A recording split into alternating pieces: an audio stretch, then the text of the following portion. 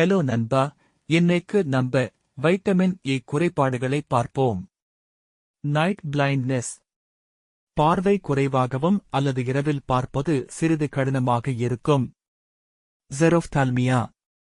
கன்ஜங்டைவா மற்றும் கோர்னியா வறட்சியால் வகைப்படுத்தப்படும் ஒரு நிலை, சிகிச்சையளிக்கப்படாவிட்டால் குருட்டுத்தன்மைக்கு வழிவகுக்கும். Immune system impairment. நோய்த் தொற்றுகளுக்கு அதிக உணர்திறன், குறிப்பாக குழந்தைகளில். Skin issues. வறண்ட, கரடுமுரடான மற்றும் செதில் தோல். growth retardation. குழந்தைகளில் ஒரு குறைபாடு வளர்ச்சி மற்றும் வளர்ச்சி குன்றிய வழிவகுக்கும்.